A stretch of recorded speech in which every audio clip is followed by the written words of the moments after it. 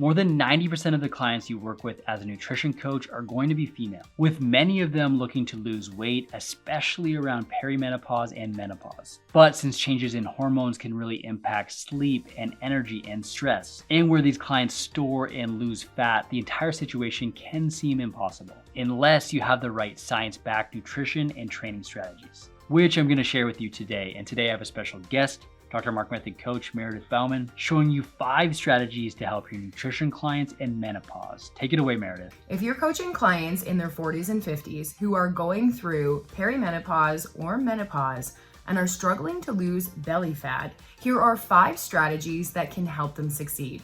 And stick around for the last one because it's the one that's most commonly overlooked. Number 1, double down on sleep. Sleep can affect our workout results, our hormones, our mood, our energy levels, and our pain response. Not enough sleep can worsen our symptoms, and it can impact our nutrition habits, increasing things like hunger, cravings, and also attributing to us overeating. Your client might say to you, "Well, coach, more sleep would be fantastic, but I'm always interrupted by hot flashes in the night." Symptoms can greatly affect our sleep. Clients might even wake up drenched. They could have chills, anxiety, and even heart palpitations. But here's some things that you can suggest. Keep clean pajamas, sheets, and pillowcases close to the bed so that you can do a quick change in the night. Use a temperature control sleep pad or sheets with moisture wicking material. You can even use breathing techniques to help you go back to sleep. Here's an example.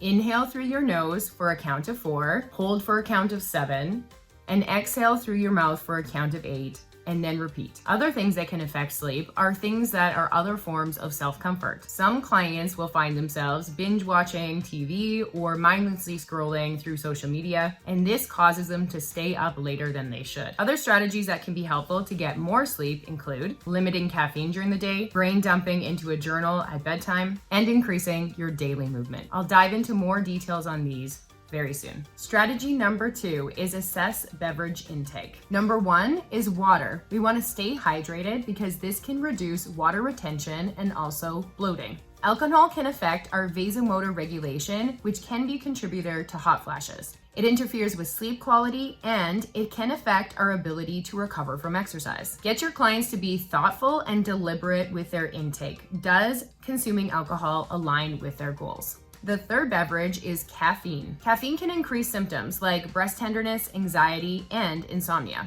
I know that many of us love our coffee, so 400 milligrams per day is considered safe. To give you a reference, that would be a tall coffee from Starbucks or 12 ounces, which has about 230 milligrams of caffeine. Ask yourself, how do you feel after having caffeine? Do you get jittery, an upset stomach, or have other symptoms? It's also recommended to stop caffeine consumption 6 to 8 hours before bedtime. This can significantly decrease your chances of caffeine affecting your quality of sleep. And the fourth beverage to consider are high-calorie beverages such as flavored coffees, sodas, or juices. These drinks can cause blood sugar swings and crashes, can impact our sleep and our energy, and they can also affect our fat loss goals. Practically, you can look at lowering your consumption of these beverages and try to find a lower sugar alternative. Number 3, evaluate nutrition with an emphasis on adequate protein intake. The first thing to look at is reducing starchy carbohydrates and putting a focus on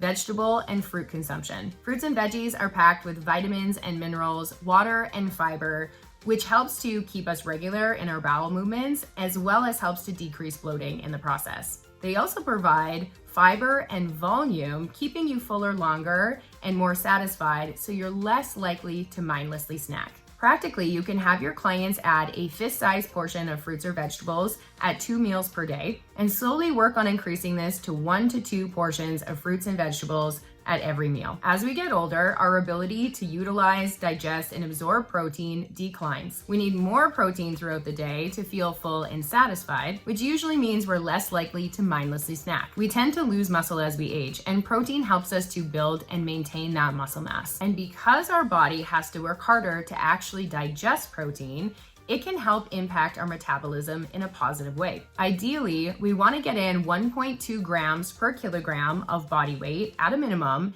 and upwards to 2.0 grams per kilogram. This could even go as high as 3.0 grams per kilogram of body weight for protein intake per day. Some sources will also give you a quick reference. Take your desired body weight in pounds and eat that much protein in grams. Practically, you could tell your clients to aim for 1 to 2 palm-sized portions of protein at every meal and 1 to 2 protein-rich snacks per day. Find protein that is tasty, satisfying, and easy to prepare. Strategy number 4. Prioritize strength training. You want your clients to aim for full body resistance training and weight-bearing exercise for 3 times per week for a minimum of 30 minutes. And why is strength training so important? As women age, we have an increase of the loss of both bone mass and muscle mass, and that's accelerated with menopause. And strength training helps to mitigate and improve this. A loss of muscle mass can affect all kinds of things in our daily life, such as walking, getting up from the toilet,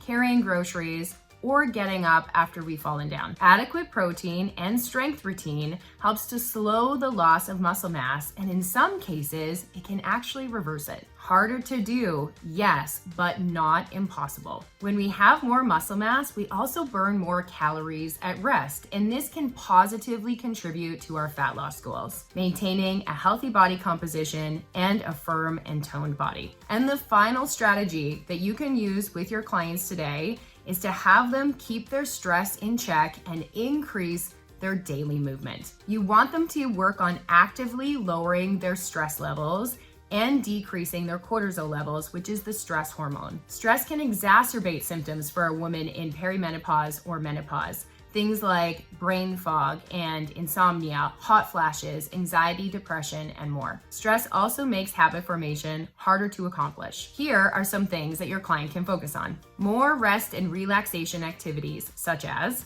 yoga, meditation, journaling, time with pets, or spending time outside in nature. Take a look at what is stressing you out most and maybe look at making some changes to it. Is volunteering wearing you out? Is your career causing you stress and maybe it's time for a change? Or do you need to work on setting better boundaries? The second part to this is having your clients increase their overall general daily movement, such as walking. Even if your client exercises regularly, they still may be considered sedentary if they have a really low overall daily movement. Low to moderate intensity movement is so important, and it's the number one thing that most women overlook. The benefits include cardiovascular health and longevity, enhanced recovery from more intense exercise. It reduces stress and it improves the way that you feel physically, emotionally, and mentally. Other examples include swimming, riding your bike, hiking, or dancing. Practically get your clients to aim to move their bodies in some way for at least 30 minutes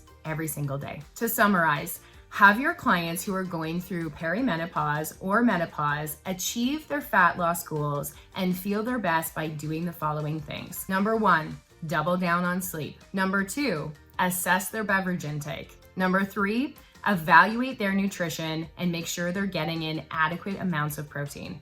Number 4, prioritize strength training. And number 5, the one that's most commonly overlooked by women, is keeping their stress in check and increasing their overall daily movement. And big thanks to Meredith for sharing all that valuable information and action-packed strategies. Now, as great as all those tips are, if you're really serious about starting a nutrition coaching business, the next thing I'm going to have you do is check out this video linked right here. At this point, you probably want to learn more about the hormonal changes in menopause, and I explain all the science right here. So make sure to check it out now, and I'll see you in the next video.